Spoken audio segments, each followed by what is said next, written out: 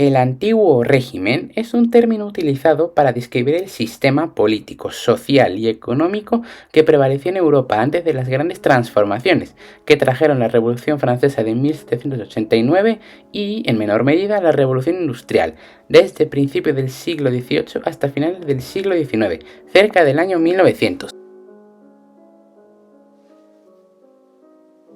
El antiguo régimen se caracterizaba por los siguientes aspectos. El primero era la monarquía absoluta. El rey poseía un poder casi ilimitado, teóricamente considerado como dado por Dios, un derecho divino básicamente. En muchos casos el monarca era visto como la figura central de la sociedad y el Estado, y gobernaba con el apoyo de la nobleza y el clero. El siguiente era la división estamental. La sociedad estaba dividida en tres estamentos, el clero, la nobleza y el tercer estado, que incluía campesinos, burgueses y trabajadores. Esta división implicaba un sistema de privilegios y cargas fiscales desiguales. Mientras que los campesinos pagaban prácticamente con su alma, los nobles apenas tenían algún impuestito de vez en cuando. El tercero era el feudalismo y la agricultura. El sistema feudal, propio de la Edad Media, seguía vigente, con una gran parte de la población bajo una estructura de dependencia y servidumbre hacia los grandes señores feudales. Las tierras eran la principal fuente de riqueza, en propiedad, en la mayoría de los casos, de los nobles. El cuarto era la economía agraria y el control del comercio. La economía era predominantemente agraria, como ya he dicho, y estaba sometida a estrictas regulaciones, aunque en algunas regiones comenzaba a desarrollarse una incipiente burguesía mercantil. Y el último son los privilegios aristocráticos. La nobleza y el clero estaban exentos de muchos impuestos y disfrutaban de importantes cargos, como ya he dicho anteriormente. Estos grupos mantenían el control de los recursos y las posiciones más altas en el ejército, la administración o la iglesia. La creación del antiguo régimen en muchos países europeos tuvo una relación estrecha con la consolidación de los monarcas absolutistas.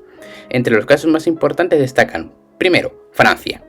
Uno de los ejemplos más emblemáticos del absolutismo fue la monarquía francesa, especialmente bajo el reinado de Luis XIV, más conocido con su apodo del Rey Sol.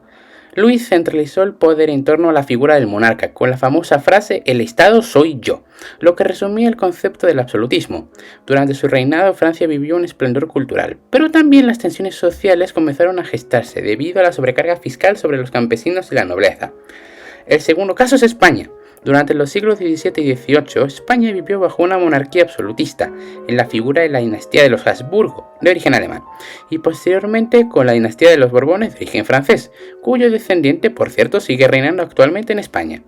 Felipe V, el primer monarca Borbón, centralizó aún más el poder y promovió reformas, pero la monarquía seguía siendo muy autoritaria. El tercer caso es Inglaterra. Aunque en este país el absolutismo nunca alcanzó la misma magnitud que en Francia, Inglaterra vivió un conflicto crucial que resultó en la Revolución Gloriosa de 1688. Tras la destitución de Jacobo II, se instauró una monarquía constitucional bajo Guillermo III de Orange y María II, marcando el fin de la era del absolutismo en este país.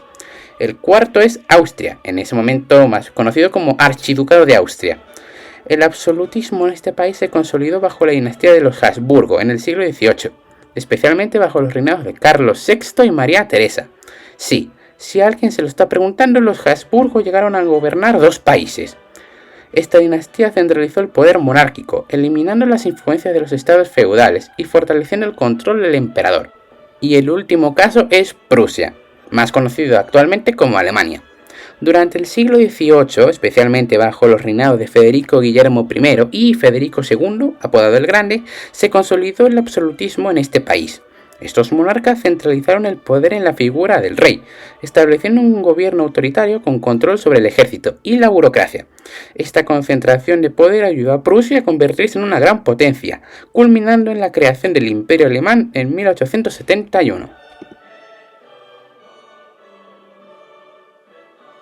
El antiguo régimen estuvo marcado por una serie de guerras y batallas que afectaron a muchos de los países que vivían bajo monarquías absolutistas. Algunas de las más importantes fueron, la primera, la Guerra de los 30 años, una de las batallas más devastadoras del siglo XVII. Comenzó como un conflicto religioso entre católicos y protestantes en el Sacro Imperio Romano Germánico, pero pronto se transformó en una guerra política y territorial que involucró a muchas potencias europeas. La guerra, por suerte, terminó con la firma de la Paz de Westfalia, que cambió el equilibrio de poder en Europa y marcó el fin de la hegemonía de la Iglesia Católica, así como la consolidación de naciones como Francia y Suecia como potencias. La siguiente fue la Guerra de Sucesión Española. Una de las grandes batallas dinásticas del antiguo régimen fue esta guerra. Tras la muerte de Carlos II de España, quien murió sin descendencia, se desencadenó una lucha por el trono entre dos grandes facciones: los Borbones, apoyados por Francia, y los Habsburgo, de nuevo, apoyados por el Sacro Imperio y otras potencias como el Archiducado de Austria. Esta guerra resultó en la victoria de Felipe V, quien se convirtió en el primer monarca Borbón en España, consolidando el absolutismo en el país. Las terceras fueron las guerras napoleónicas. Ojo, aunque las guerras napoleónicas son posteriores al periodo clásico del antiguo régimen, son cruciales en su caída, de allí que las mencione. Napoleón Bonaparte, tras la Revolución Francesa, se convirtió en el emperador de Francia y extendió su dominio por gran parte de Europa. Sus campañas bélicas, que incluyeron batallas icónicas como Austerlitz de 1805, Leipzig de 1813 y la batalla de Waterloo de 1815, destruyeron muchas de las viejas monarquías absolutistas y contribuyeron a la creación de un nuevo orden político en Europa. Durante el antiguo régimen, las coronaciones y las muertes de monarcas y figuras clave fueron eventos cruciales que cambiaron el curso de la historia. Veamos algunas. La primera fue la coronación de Luis XIV. El joven Luis, con tan solo 5 añitos, ascendió al trono de Francia tras la muerte de su padre Luis XIII. Qué originales con los nombres, en serio.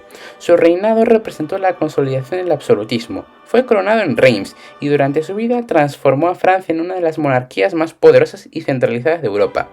Otro evento importante es, lamentablemente, cuando, y debido a su edad, Luis XIV murió en 1715. La siguiente muerte importante fue la de Carlos II, el último de los Habsburgo en España. Debido a esto y sin tener un heredero directo, se desencadenó la Guerra de Sucesión Española, que hemos visto anteriormente.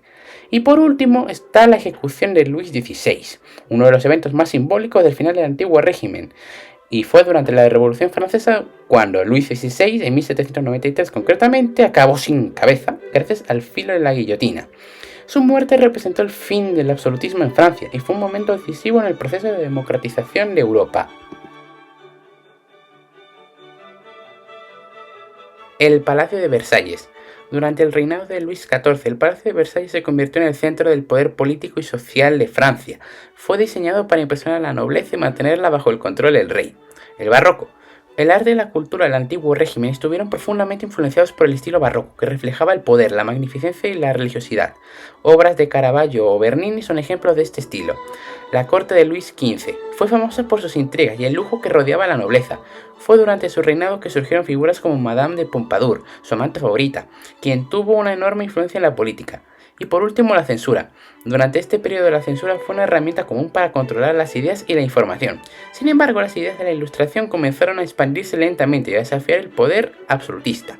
En resumen, el antiguo régimen fue un sistema de gobierno profundamente jerárquico, autoritario y feudal, marcado por conflictos y batallas que definieron el curso de la historia europea. A medida que las ideas de libertad, igualdad y fraternidad se expandieron a través de las revoluciones y reformas, este sistema comenzó a desmoronarse, dando paso a las democracias modernas. ¡Cuidado! Y esto es una amenaza, como lo quieras llamar. Y hasta aquí el antiguo régimen. En el próximo vídeo hablaremos de la tan temida, por lo menos para las monarquías, Revolución Francesa. Bueno, nos vemos ahí, gente. Y por ahora, fin.